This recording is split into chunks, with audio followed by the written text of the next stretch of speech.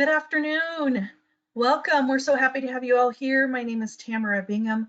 I'm the Director of Business Development here at Center for Change. I'm here with Quinn Nystrom, who I'll introduce in a moment. We're so happy that you all could join us today. Thanks for taking time out of your busy schedules to be with us for our webinar today. There's a couple of housekeeping things that we need to do before we turn the time over to Quinn, so we'll go over those really quickly. Let me click my screen so I can see. There we go. Okay, first, a copy of the PowerPoint is in the handout section of the toolbar. You're welcome to reference this, download it, etc. If for some reason you struggle to get to that handout section of the toolbar, it's also on our website. So if you go to centerforchange.com, click on the Professionals tab, then you'll see the Webinars tab, and Quinn's presentation will be listed there, and you'll see the PowerPoint handout there as well. Also, a copy of the post test is in the handout section of the toolbar. It's also on our website in that same spot I just described. Keep in mind that a copy of the post test is for reference only. You're welcome to look at it and reference it throughout Quinn's presentation, so you can keep an eye on what the test questions are going to be as she's doing her presentation. But to obtain continuing education credit, you must take the post test online, and I'll talk about that in just a moment. You're welcome to submit questions in the questions section of the toolbar. There are a lot of you on our webinar today, and we're really happy and excited about that. It also means that there's too many folks to be able to have you on camera or have your microphones on. So please feel free to submit your questions in the questions section of the toolbar. I'll keep an eye on those throughout Quinn's presentation, and then we'll have some time at the end. We'll try to get to as many questions as we can. If we're not able to get to all of them, and usually we can't, Quinn has her contact information on her last slide. So you all can reach out to her directly if you have a burning question that we weren't able to get to. When the webinar ends, you'll see an evaluation that will pop up on your screen. If you would take just 30 seconds or so to complete that evaluation, we would really appreciate it. This is a continuing education requirement for us that the CE entities require. It's completely anonymous, so feel free to be candid in your feedback. We then tabulate those results and send those to the CE entities. So if you would take just a second to do that, that'd be awesome. And then the thing you're most excited about an hour after the webinar ends, you'll receive a separate email from GoToWebinar with a link to take the online test. You must take the test online in order to receive continuing education credit. When you see that email, click on the link. It'll take you directly to the test site. Once you pass the test, the CE certificate will automatically be downloaded to your computer. So look for that on your screen. If you don't see it on your screen, sometimes it just ends up in your downloads file on your computer. So check that folder as well. Okay, I want to give as much time to Quinn as possible today. So I'm going to turn the time over to Quinn here shortly. She's an amazing human, my friend, which is the most wonderful thing that I enjoy, one of the many things I enjoy in my life, and my friendship with Quinn is right at the top of the list.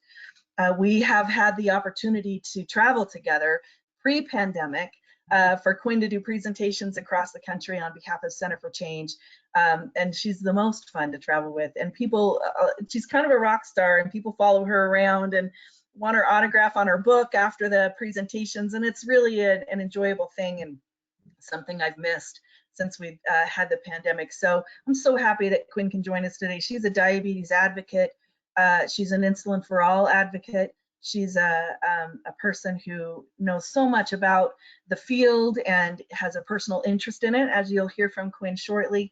And we're just so happy to have Quinn be with us today. So Quinn, I'm gonna turn the time over to you. I'm gonna send you the screen, so hang tight. Okay, it's coming your way. Okay, well, let's see. Do you see it? Yep, I see it. You're fully up and running, and it's full screen. You're ready to roll. I'm going to turn off my mic and my camera, but I'm here. If you need me, just holler. Say, hey, Tamara, and I'll pop back on. Otherwise, I'll come back at the end of your presentation, and we'll address questions at that point. So, Quinn, take it away. Sounds great. Thank you so much, Tamara. And like Tamara said, we used to be just the best travel buddies. We had a lot of fun together, a lot of great memories. One sad thing about the pandemic is that kind of travel stopped, but it's great that we've gotten to continue to work together and collaborate together. And I'm just very grateful to Tamara and Center for Change for giving me a continued opportunity to really raise awareness, not just about diabetes, but also about sort of the co-occurring illnesses that can come about, and that really there's a much higher prevalence, and we know that from research.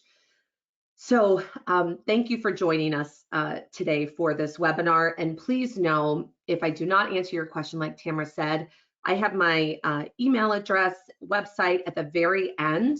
And so if something does not get answered, or you have a specific question, or you want to tell me a story or something like that, please feel free to reach out. I love receiving those, and we'll get back to everybody in due time here before Thanksgiving.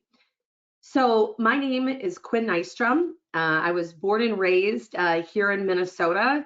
It is a very snowy and very cold day today in Minnesota. We had a nice warm fall, and then winter just hit us like this. So it's a beautiful day up here. So thank you for joining wherever you're coming from. So to start, I want to give just a real quick background about diabetes. Because what I will say is, having been diagnosed with diabetes and my brother being diagnosed with type 1 diabetes, him and I have now lived with it for both over 23 years. And so with that comes a lot of personal experience, also a lot of things that help inform me on when I'm given an opportunity to speak. What should I sort of give light to? What maybe needs a little bit more understanding for people to better understand it? You should know about me. Throughout this webinar, I'm going to tell personal stories that involve parents, they involve teachers, they involve healthcare providers. And even if that was a negative experience that maybe I'm speaking to try to give some more context around this presentation, what I want you to know from me, I don't ever believe that somebody is being malicious or there's a negative intent, especially in my years of work with healthcare professionals. There's a lot on your plate, and there's a lot of different education that also changes over time. There's a lot of different conditions and ailments and just the coming of the times that you have to keep up with. So I want you to know, first and foremost, that you guys do God's work by helping people like myself and my brother and so many others. So in no way do I want anybody to walk away thinking that, oh, well, Quinn kind of spoke negatively about healthcare professionals.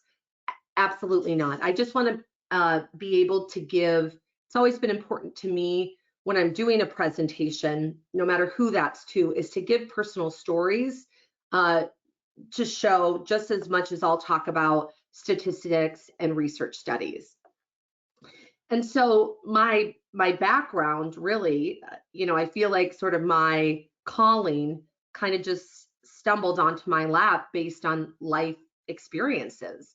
I learned at a very young age that my life was kind of built around unpredictable circumstances, and it was going to be about how did I choose to react to those, was going to be kind of how things moved forward for me. So like I said, my younger brother was diagnosed with type 1 diabetes at the age of 5.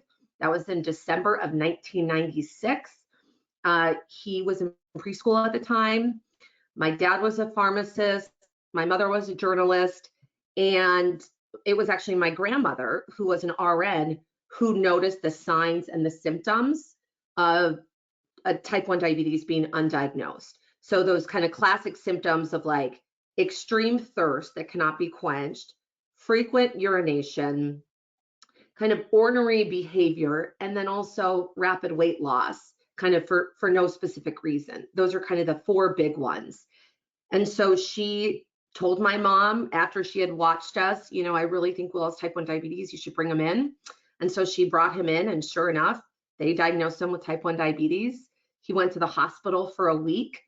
And in that week, it wasn't so much even that Will was medically compromised, though of course they needed to get his blood sugar levels down, things like that. But that time was also really used to educate my mom, who was the primary caregiver of us 3 kids. She had to learn, how do you inject multiple insulin injections a day? How do you test somebody's blood sugar? What to look for? What snacks she should carry? And so there was a big educational component to that and a very big family component. 2.5 years later, I was diagnosed with type 1 diabetes. I was 13 at the time. I was completely shocked because after Will had been diagnosed, my parents asked the doctors, what is the likelihood that one of our other two older children could get it? And they said, oh, that'll never happen. And so there I was, 13 years old, back in this pediatrician's office up in northern Minnesota, being told I had type 1 diabetes. And I was absolutely devastated. I was crushed. I just don't think I wanted to recognize that I had it, because I thought maybe it was just a bad dream. And so I really struggled with depression, with anxiety, with eating. And so it really started this kind of year-long struggle that ended up transforming into something really beautiful, into the diabetes advocacy work that I do today. And then one last thing I want to say, and I always try to do this in every presentation, because again, I don't know everybody's background, and unfortunately I'm not there with you, so I can't ask you to like raise your hand or, tell me if you're familiar with this, but very, very quickly, I just want to say the difference between type 1 and type 2 diabetes, because I know that there is a lot of confusion still today. And so type 1 diabetes in layman terms is when somebody's pancreas, like myself and my brothers, pretty much completely shuts down. So the pancreas produces insulin. That's what regulates our blood sugar. And so it shuts down. And that's why somebody with type 1 diabetes has to do multiple finger pokes a day to figure out what their blood sugar level is. And then they also have to take, either multiple insulin injections or an insulin pump. Type 1 diabetes in America makes up about 5 to 10% of the overall population, about 30 million who have diabetes. Type 2 diabetes is what we probably hear about the most. And type 2 diabetes, I think it's important to note, because I think there is a misconception that it's people's fault that they got type 2 diabetes, like they ate too much and that's why, or they're overweight, or they don't exercise. Certainly lifestyle choices, things like that can play a part, but there's 12 different risk factors with somebody with type 2 diabetes. And type 2 diabetes, somebody's pancreas still produces insulin, but they have an insulin resistance issue. That can be from older age. We see a high number of people in nursing homes who have type 2 diabetes. Also here in Minnesota, we have a very large Native American population. They are much harder hit with type 2 diabetes. I think in Minnesota, it's close to 50% of Native Americans have type 2 diabetes, where the general population of Minnesota is about 7%. So again, there's several things that are kind of those risk factors for type 2. I'm always happy to send those to you if interested. And so somebody with type 2, they may take insulin, they may not take insulin. Usually the first step is looking at sort of a diet, exercise to try to assist with that insulin resistance issue. But then there can be oral medications. Somebody could wear a pump, somebody could take an insulin injection. And again, that doesn't then mean that they turn into a type 1. So they still are a type 2, they just may use insulin to best treat their disease. So let's get into it. Oops, I do this all the time. I'm so sorry. Can you still see my presentation? I clicked on something incorrectly. Yes, I can see it, Quinn. I see what is it, and then 5 bullet points. Okay, shoot, I'm so sorry. I cannot see it. Sorry, everybody. Let me. You're okay. Okay, here we go. Oh, good. Okay, I'm back out. Okay, so what is diabulimia? Diabulimia is an eating disorder specific to patients with diabetes, and it's characterized by limiting and/or skipping insulin dosing. Now, diabulimia is probably the term that you have heard the most to describe this. And if I was there with you in person, I would ask, who's heard of diabulimia, right? Raise your hand. And usually I'll tell you, there's usually about 60% in that room that have heard it. And when I say, who's heard of DMT1? Any hands, any hands? Usually I only get one or two people. Now, what I want to say is that these can be used interchangeably. Okay, and I'm going to talk a little bit more about the origin of DMT1 a little bit later on in this presentation. But that term they came up with because they wanted to denote the spectrum of disturbed eating behavior found within people with diabetes.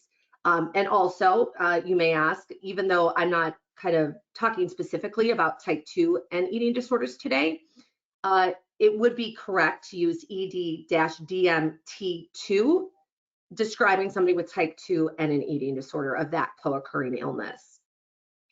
Now, why is it so important that we're talking about this? You know, we just had World Diabetes Day on Monday. You might have seen my blog post I did for Center for Change. November is National Diabetes Awareness Month. And I'm passionate about talking about this because I was a national speaker for years on the specific diabetes circuit, and I never heard people talk about the high prevalence of eating disorders amongst people with type 1 diabetes. I just never heard it.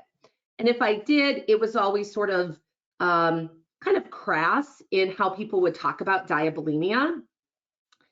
Now, years later, I found out the statistics. Young women with type 1 diabetes are 2.5 times more likely to get diagnosed with an eating disorder. 60% of type 1s admit to insulin omission at some time in their life, and about 30% of women with diabetes will use insulin restriction for weight loss at some point in their lives.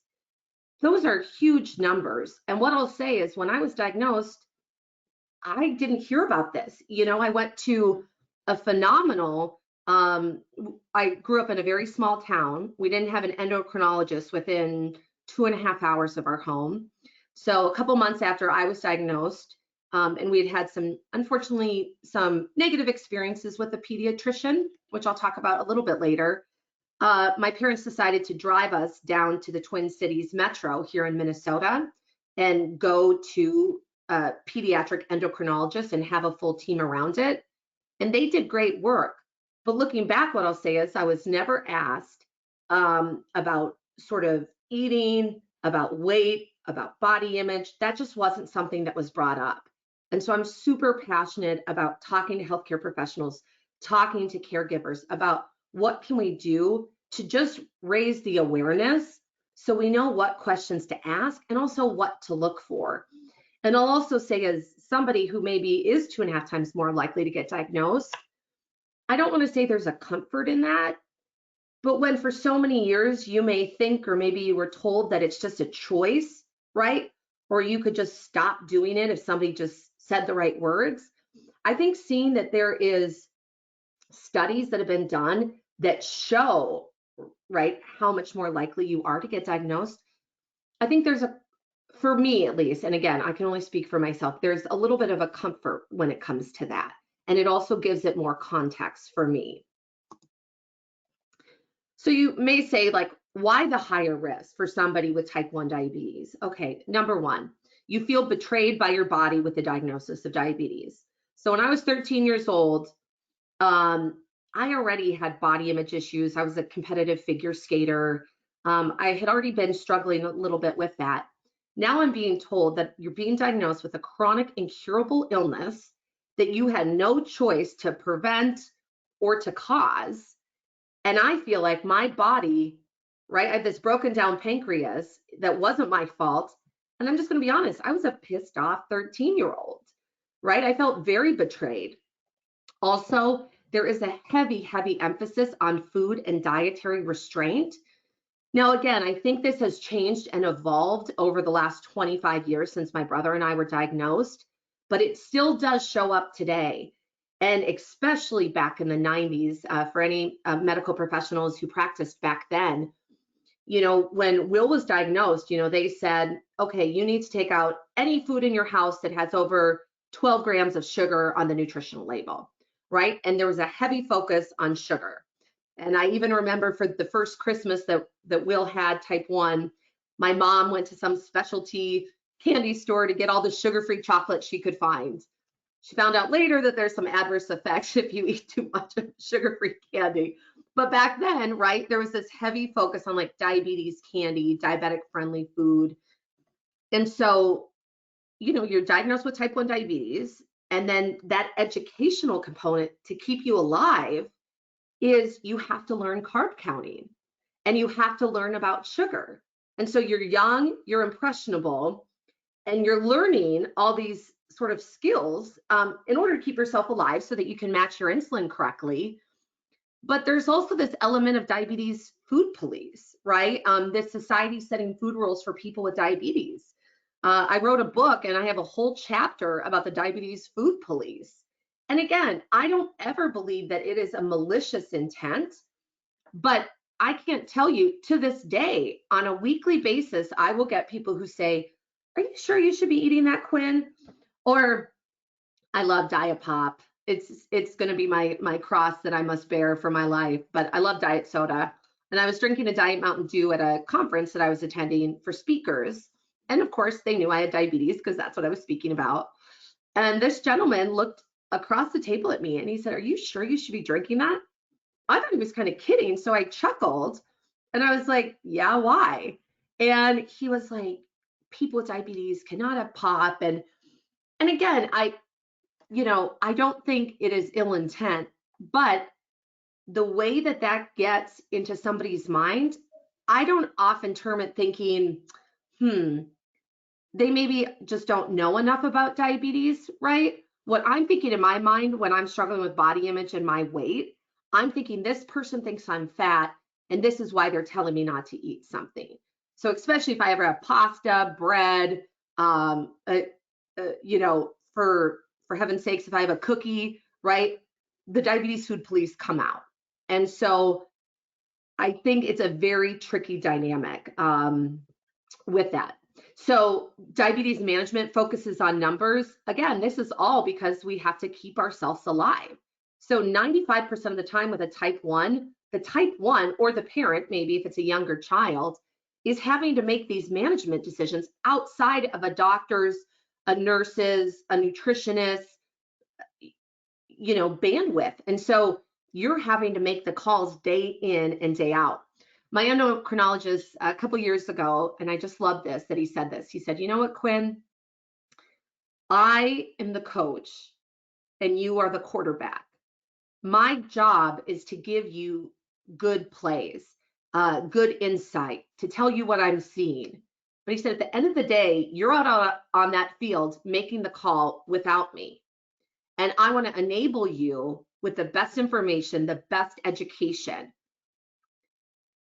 But again, that's a big burden for somebody to carry, this diabetes management, for the family, for the person living with it. And again, diabetes is all about what is your blood sugar? And then again, I think people automatically think, is that a good number or a bad number? Okay, then everybody talks about weight with diabetes. Are you at a good weight? Are you at a bad weight? Then people talk about, right, how many carbs? Is that a good amount of carbs? Is that a bad amount of carbs? And so there's this hyper focus on numbers. And so that really gets ingrained in you. And I'll say, after living with it for so long, when you hear that word bad, you take it very personal because, again, your diabetes management, you have to do every second of every day. There's not a day that I get to say, I just don't care about diabetes today. I mean, I could, but then I'm going to have some adverse reactions. And so there's a very, very high burnout.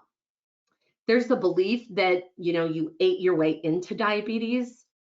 And I always stop here and say, yes, we know with type 1 diabetes, it's an autoimmune disease. You had no choice in getting it. But I also want to say, for people with type 2, there is so much shame and blame that is put on a type 2 because of this belief that they ate their way into diabetes. And again, I tell people, I think the quote unquote obesity rate in America is 30, 35%, 40%, somewhere around that. The number of people with type 2 diabetes is not directly parallel to that. Okay. So again, lifestyle can play a part, but there's 11 other contributing risk factors to type 2. And I think that's important because I've seen a lot of type 2s who feel so much shame. They don't want to go to a medical provider. They don't want to tell people at work that they have it. And so we need to figure out how can we work together to lift up that shame and try to erase that. So weight gain is higher, the BMI result for intensive insulin therapy. Again, there is a temptation factor, easy availability of deliberate insulin omission to control weight. And then effects of diabetes on self-concept, on body image, on family interactions. It really goes hand in hand. And then also family dynamics involving autonomy and independence concerning diabetes self-management. You know, I was really lucky that my parents were like, look, Quinn and Will, if you want us to follow you to every movie theater, every dance, every date, then you don't need to learn how to take care of yourself with type 1. Like, we'll do it. We'll come and give you the shot and test your blood sugar. But they said, if you want to live an independent life, you need to start learning, right, how to take care of yourself in those different areas. So let's hop into the 7 things. So number 1, diabulimia, DMT1 is not in the DSM-5. So, you know, the DSM-5, we look at kind of different illnesses that are described there. This also, DSM-5 is sometimes important with getting treatment, access to treatment. Insurance companies look at this. Now, we know from research that the first known case of this was back in the 1980s. I would probably say, I'm sure there was ones earlier than that, but the first known case of this is the 80s. Diabulimia is really a media coined term. Anne Goebel-Fabry, who's phenomenal in this field, she's out on the East Coast. She's written a couple great books. She actually did an interview, and the media kind of coined it diabulimia because there wasn't really a name for it. And so I don't have anything against diabulimia. My only thing I have against it is it's pretty pigeonholed into just talking about insulin omission. And so you may ask, well, how did DMT1 come about? There was actually an international focus group that came together in the US. This is back in 2008. Oops, I don't know why my watch does that sometimes. But they got together. There was diabetes, medical professionals, educators, dietitians. There was people from the eating disorder world all converging together to say, okay, this is becoming more prevalent. How do we describe this disease? And so they actually came up with the term DMT1, also DMT2. Again, it is still not in the DSM-5. There is a part under bulimia that does talk about insulin omission, but that's as close as it comes. And so I know there's a lot of people advocating for having this included because this is a very serious co-occurring illness. So 2, not everyone with an eating disorder and type 1 diabetes omits insulin. And I think that's why hearing the term diabulimia, even though it's more recognized, what I struggle with on a personal level is, so I struggled with my body image for years. Before I was diagnosed with type 1 diabetes, I was diagnosed with anorexia. Then I get diagnosed with diabetes. And back in the 90s, I mean, your food was pretty regimented if you were diagnosed with type 1, right? So it was like you had 3 to 4 choices, which was usually a choice was like equal to 15 grams of carbs. You know, you'd have 3 to 4 choices for breakfast within a 30-minute window. You'd have your morning snack within a 15-minute window, and that'd be 1 to 2 choices, right? And so it was lunch, afternoon snack, dinner, bedtime snack. And so after I was diagnosed with type 1, my anorexia really became bulimia. I started figuring out any way I could to purge. Now, for whatever reason, I did not purge insulin. I never omitted insulin, but I would purge by vomiting. I would overexercise. I would take laxatives. I would take diet pills. I would do heavy restriction after I binged. So there were several things that I would do. And so because I never omitted insulin, if I, on the off chance, ever heard people talking about diabulimia, I would think, well, yeah, that's not me. I don't have an eating disorder. And so I think the importance about talking about this spectrum and how they came to the ED. Oh, and I should say it's eating disorder dash diabetes mellitus type 1 is what it stands for. But this really shows, right? You can have anorexia, you can have bulimia, it can be EDNOS, right? Eating disorder not otherwise specified. You could have binge eating disorder.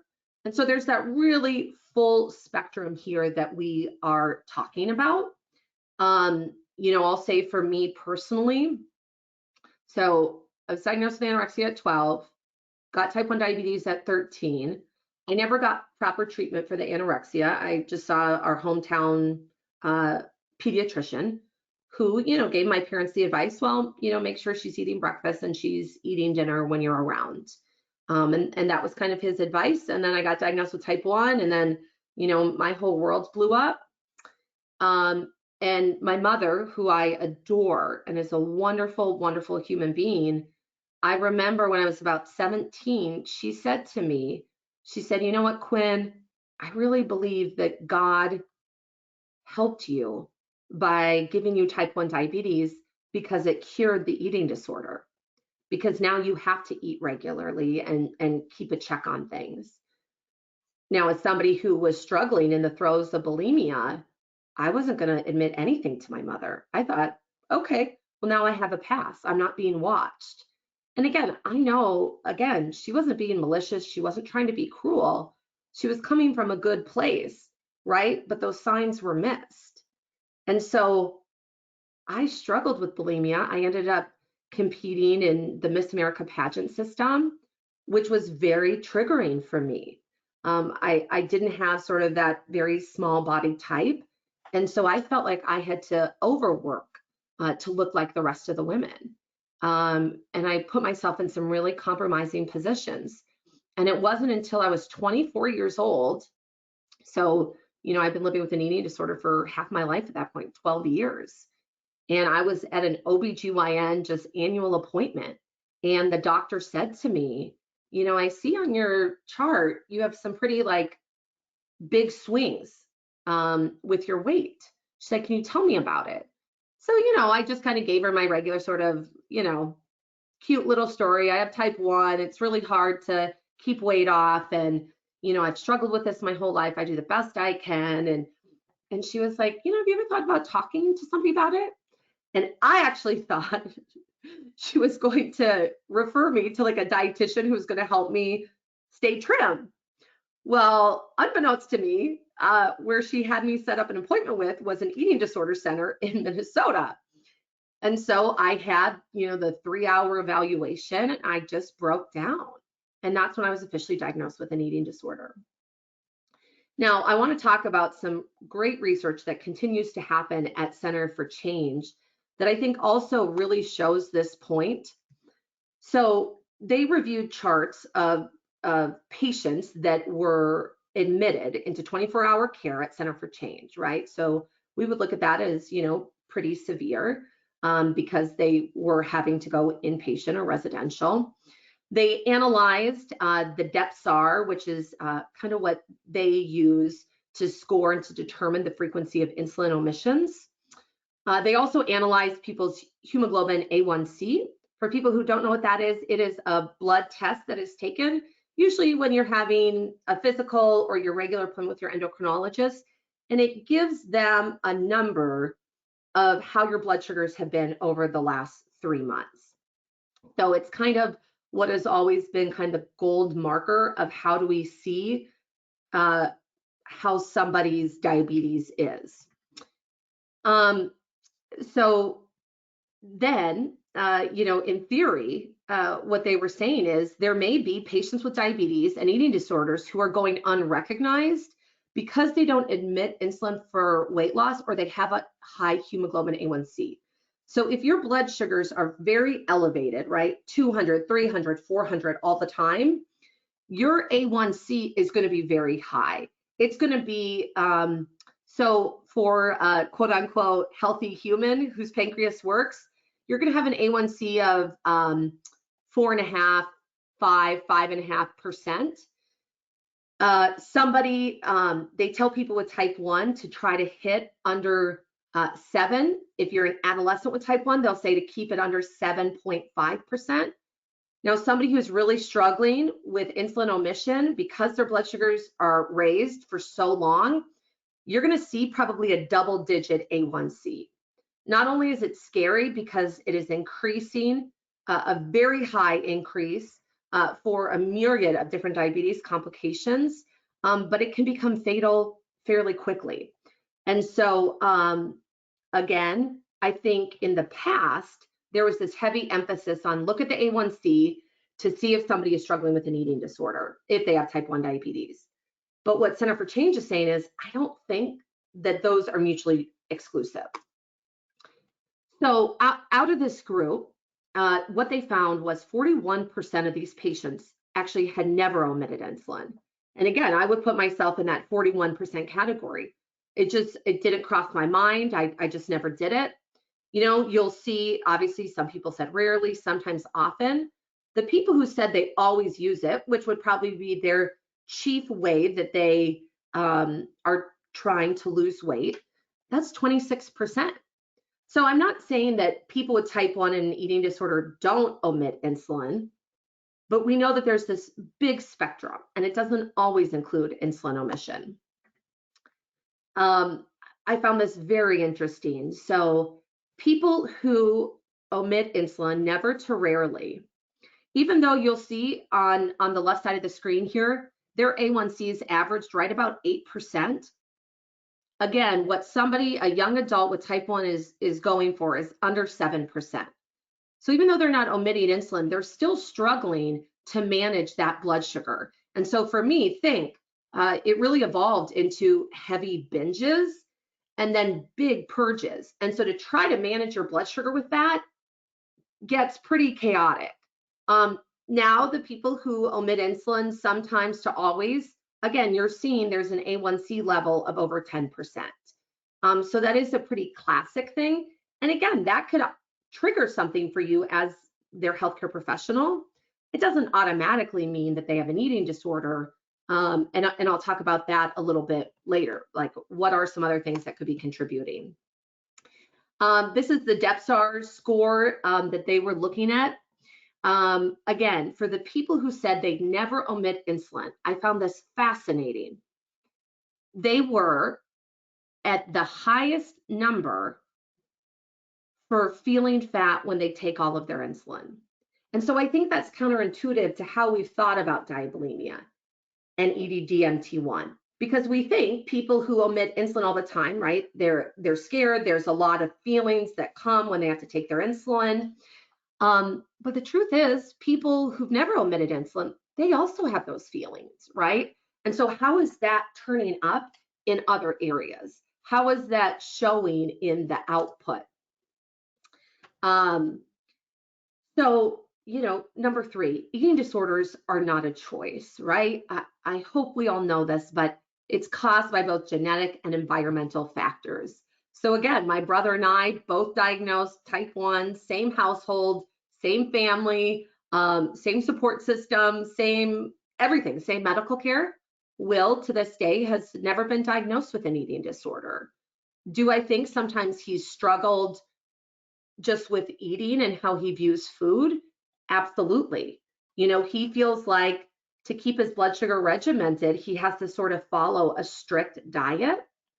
And so again, I think it's important that we're looking at the spectrum of people struggling and how they're struggling.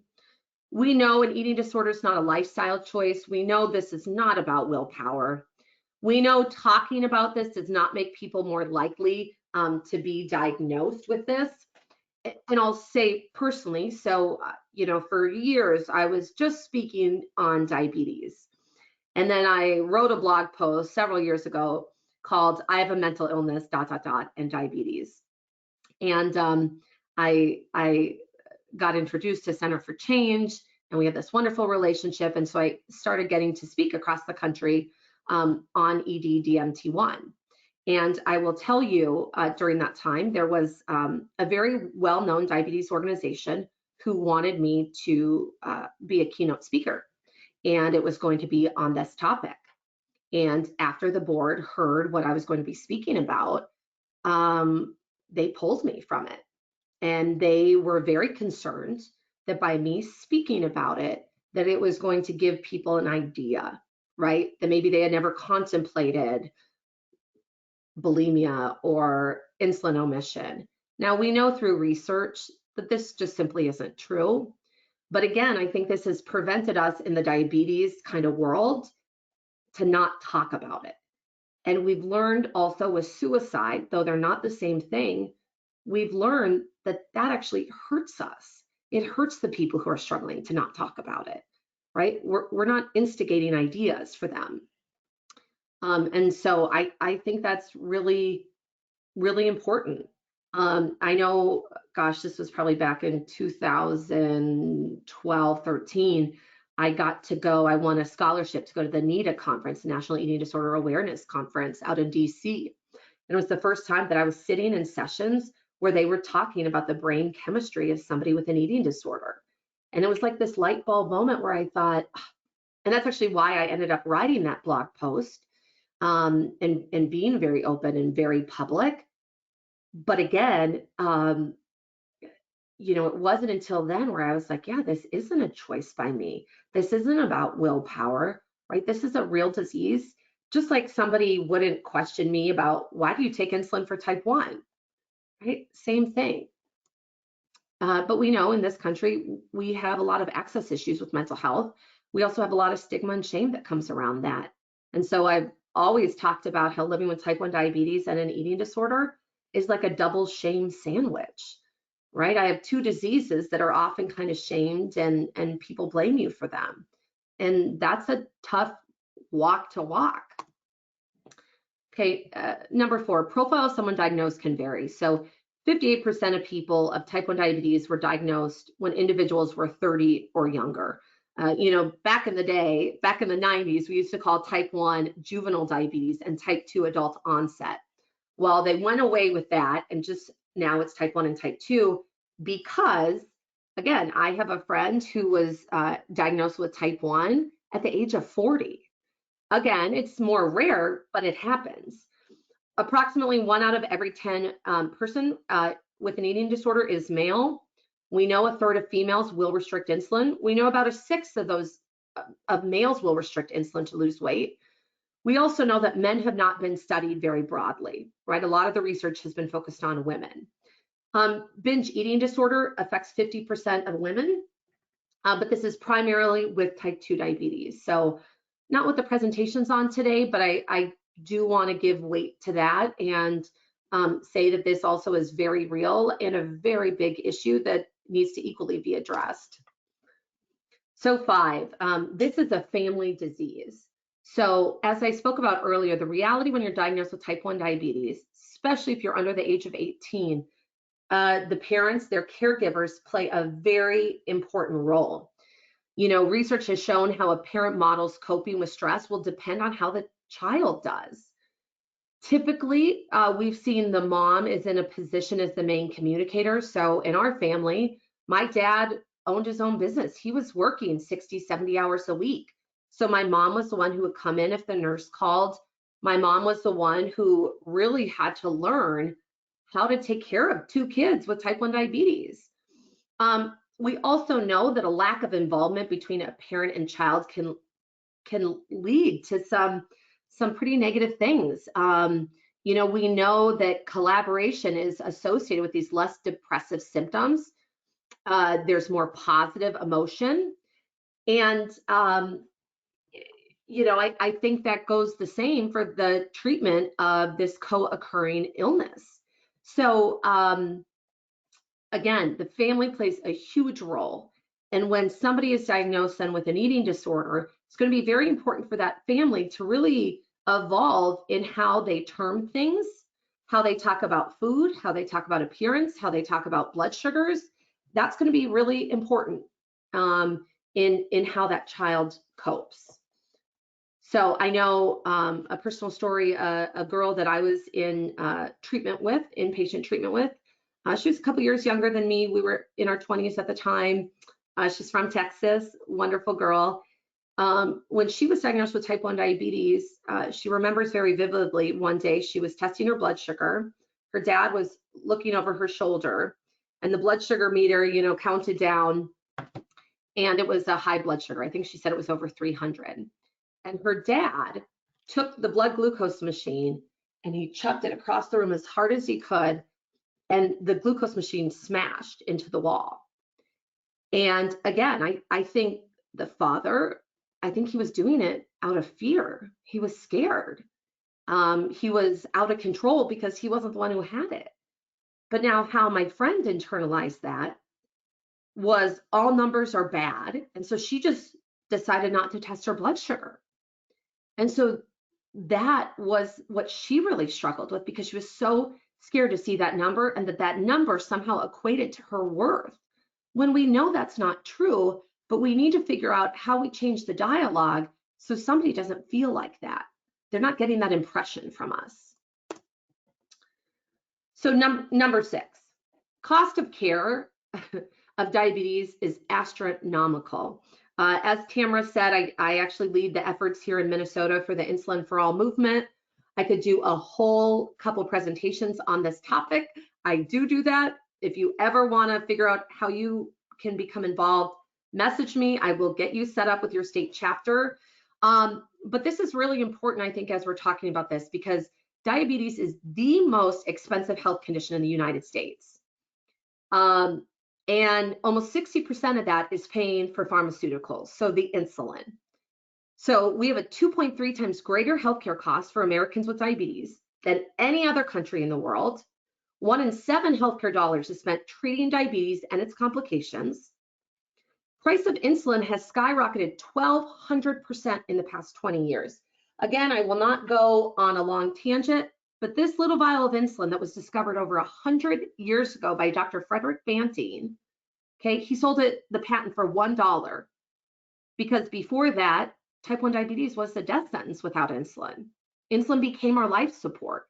And now over the last 20 years, this vial of insulin has gone from $16 when I was diagnosed to now $340.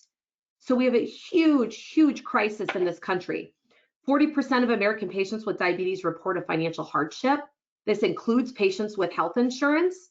So I have health insurance, and to have an insulin pump, which is the gold standard, I pay $300 every 3 months out of pocket just for my pump supplies. I pay an additional $500 every 3 months to be on a continuous glucose monitor. And people view that as like, I have good health insurance. That is very expensive, and especially think about families who have multiple people with diabetes or multiple medical conditions. 46% of people with diabetes report having difficulty affording food, cost-related medication underuse, housing instability. We know there's actually a very high number of people with diabetes who are homeless. There's energy instability, and there's poor diabetes control. But I even hate to use that term, because that makes it seem like that's just on the person, right? And if they could just snap their fingers, they could have better diabetes control. But there's all these factors, financial, socioeconomic. And this report concluded that the efforts of patients and clinicians are insufficient in situations where patients cannot afford basic needs. The reason, you may say, why is she bringing this up in an eating disorder presentation? The reason I'm bringing this up is we know with studies, and another study just came out here recently that showed almost 50% omit insulin because they can't afford it. We need to make sure that we're asking questions to patients, people living with diabetes. Now, you may see a double-digit A1C and just think, oh, that person has diabulimia, that person has DMT1. But maybe it's a socioeconomic issue. Maybe they don't have health insurance, they're having to pay out of pocket, so they're rationing.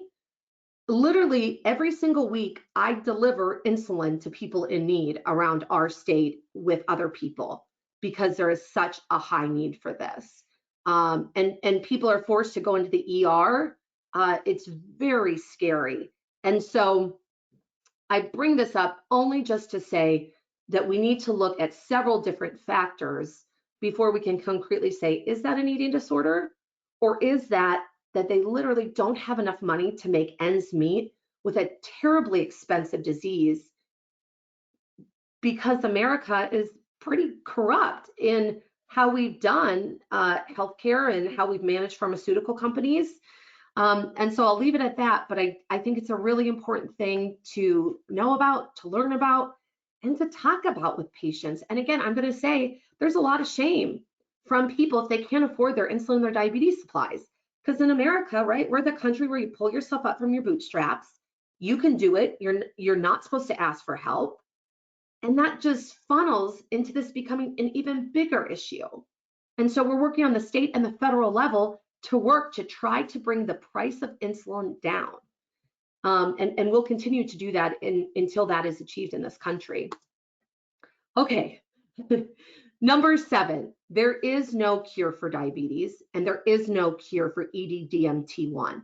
There's no past tense with this comorbidity, right? There's ongoing triggers. So I was diagnosed with an eating disorder. I have type 1 diabetes. There's no cure in sight. Last night, I had 3 low blood sugars throughout the night. I don't know why. I was just struggling with my overnight blood sugars. On those 3 occasions, I had to get up. I had to eat food or sugar to bring my levels back up. I didn't get a lot of sleep. And in the past, with my eating disorder, those low blood sugars would really be a trigger for my binges, which would then set off, right? How was then I going to overcompensate for that binge? And so again, because there's no cure for either of these, there's always going to be this ongoing trigger. I wrote a sentence in my book that I wrote. I don't have time to read out of it today, but it's called "If I Kiss You, Will I Get Diabetes?" And I wrote a chapter about living with an eating disorder. And I wrote, recovery is not an event. It is a daily choice for somebody with diabetes.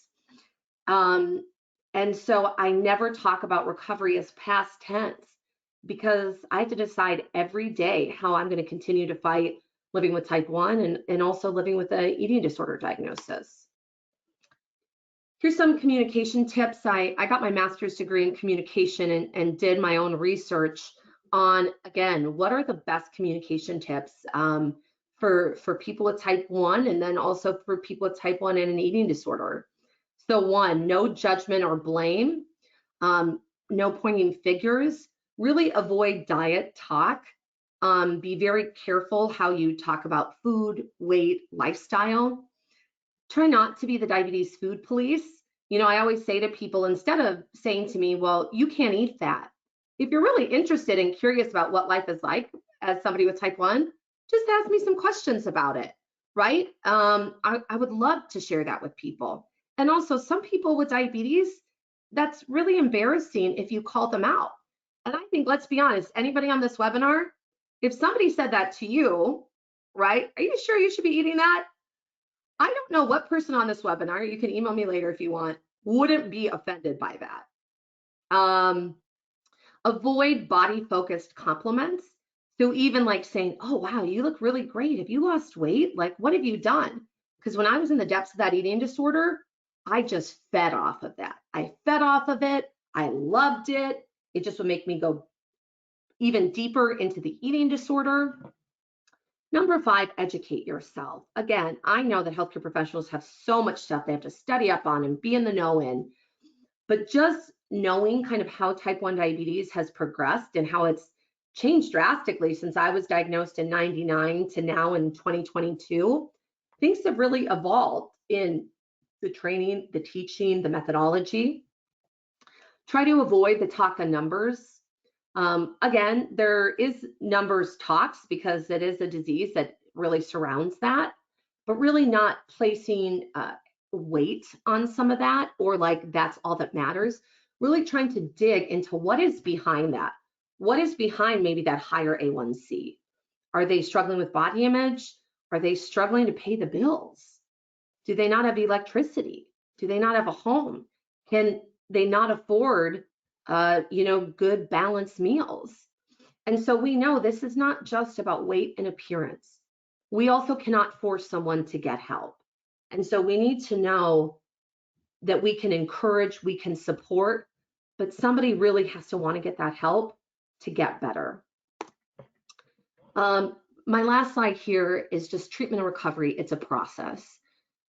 These are some really core things, but multidisciplinary team. Again, if you have somebody with type 1 and an eating disorder, and you just send them, let's say, to just any old eating disorder center that does not have a diabetes background, I think it will be disastrous. I've had personal experience where it's been disastrous because, again, a typical eating disorder place is saying, don't look at the numbers, don't look at the food labels. Somebody with type 1, we're going to have to look at food labels. We're going to have to continue to give ourselves insulin to check our blood sugars. And so to have a core team that understands those different disciplines is going to be key. Diabetes-informed treatment combined with standard ED treatment techniques and therapies. And then also, you'll find with a lot of people with diabetes and also with eating disorders, perfectionism, and I used to think perfectionism was this great thing, but perfectionism cannot be the goal, right? You can't be perfect at diabetes, you can't be perfect at your eating disorder. So let's kind of smash that out now. And so really looking for places that have this is going to be the absolute best outcome for when that person is ready to get help. And in closing, I will just say, years ago when I was diagnosed with type 1, I was devastated. I didn't know what my life would look like. And my life has been incredibly full and incredibly full of blessings. I would never hope diabetes or an eating disorder on anybody, but I've gotten to have an amazing life because I've had great medical care. I've had great support. I was also privileged where I had a family who could afford my insulin and diabetes supplies. And so I want to thank each and every one of you for being here, for educating yourselves, for learning more about this. And I know we just have a couple minutes if there are any questions. And again, if I didn't answer something, please feel free to reach out. Here's my contact information on the screen. So thank you so much. Thank you, Quinn. We have a bunch of questions. Okay. We're going to try to get to a few. Before we do that, we're almost at the top of the hour, so I just want to do a couple of quick housekeeping things before, some of our folks have to hop off at the top of the hour. They may have patients that they have to see or clients that they have to see.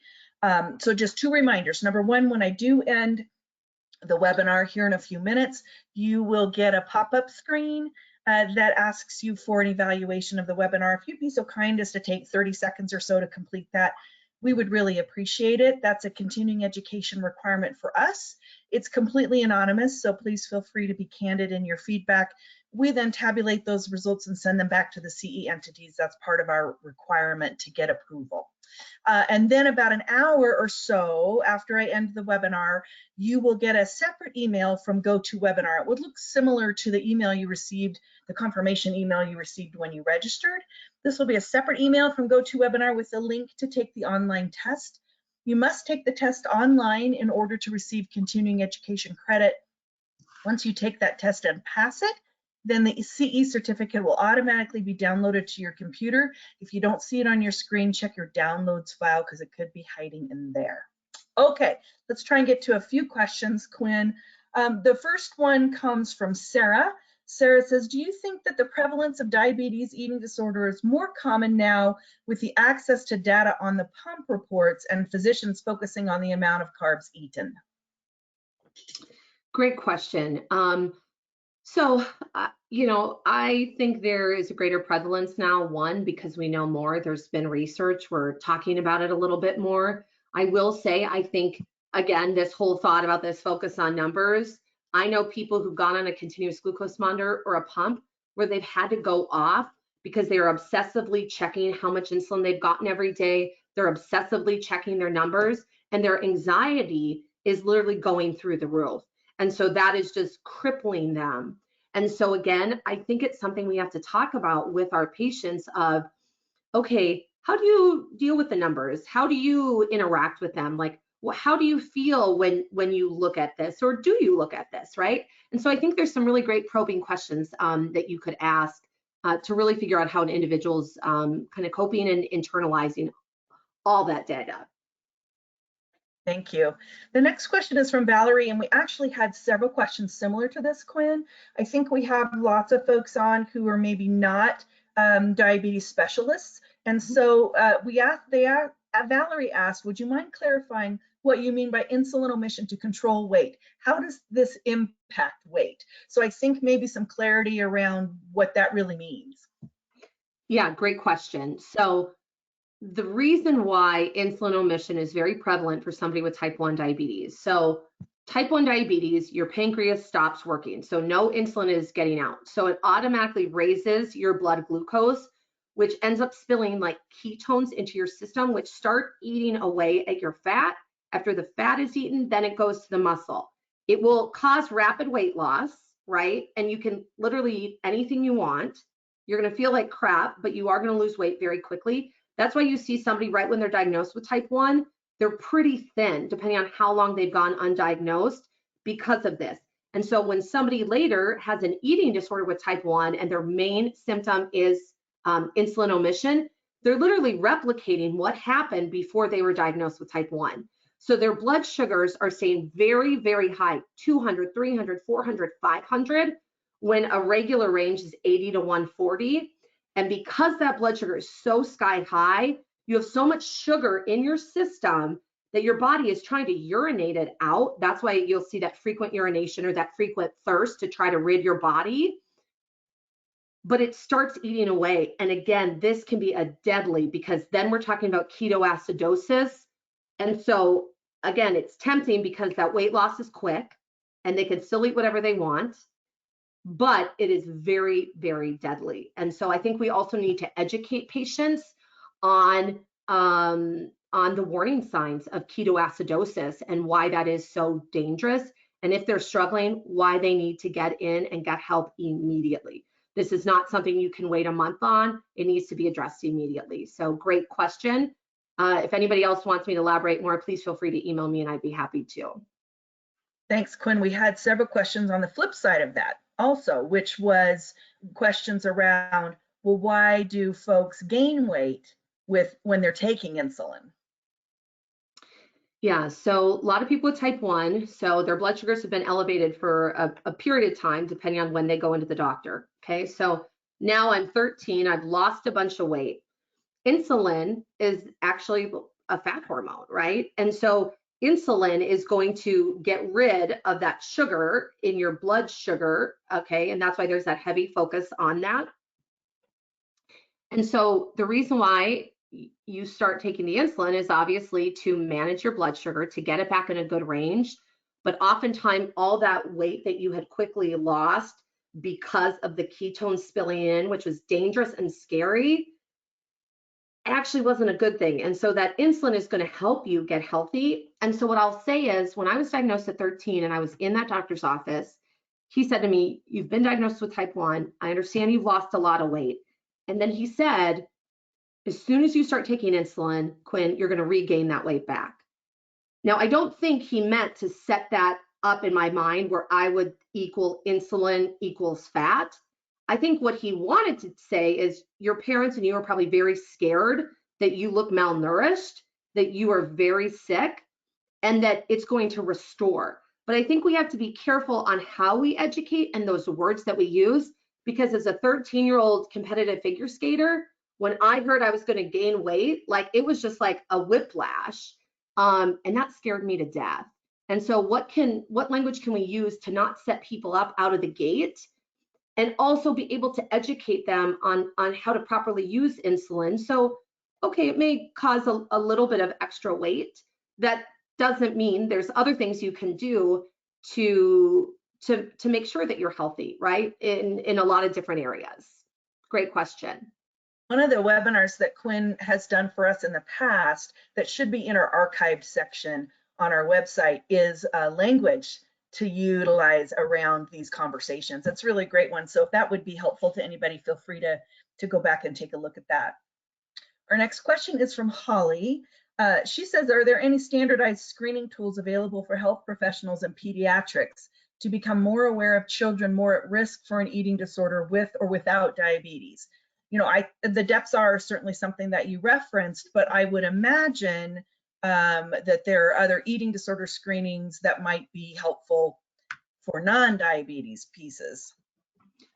Yeah, I think there are, and what I can do is just I want to make sure that they, are able to be utilized for pediatric patients.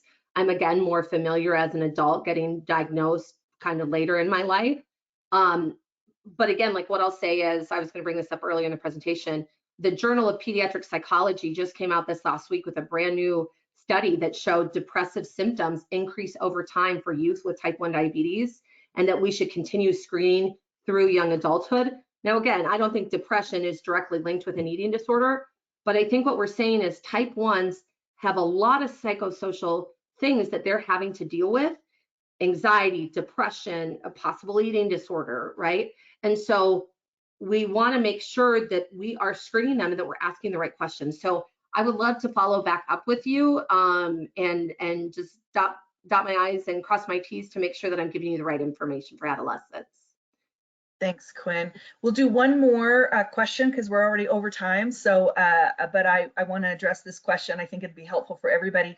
Peter asks, does diabulimia include an eating disorder with anorexia as well? Is there a term such as dia-anorexia? Great question, Peter.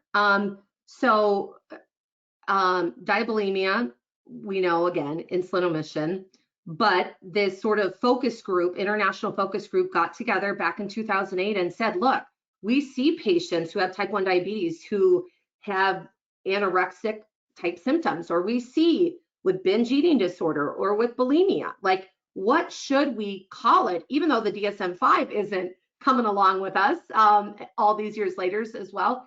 And so that's when they said, let's term it eating disorder - diabetes mellitus type 1 to show the full spectrum. So Right. anorexia, EDNOS, bulimia, like those are all included. And then again, if somebody has type 2, it would just be ED-DMT2. It's a mouthful. Right. And so great question, but absolutely, again, a lot of people with diabetes struggle with anorexia, and we would fit them under that full spectrum label.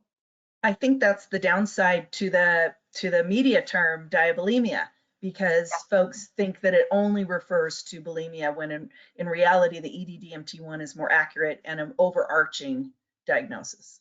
Absolutely. Thank you, Quinn. So appreciate it. It was great to spend time with you today. Thanks again to everybody for attending. We're so happy you could join us today. We don't have a webinar in December. We feel like you all should be able to enjoy the holidays and not have to worry about that. But we do have one planned for January, so keep an eye out on our website and in your emails if you're a member of our email group about details about our January webinar. But in the meantime, please everybody take good care and stay well, and thanks again. Bye. Bye. Thank you, everybody.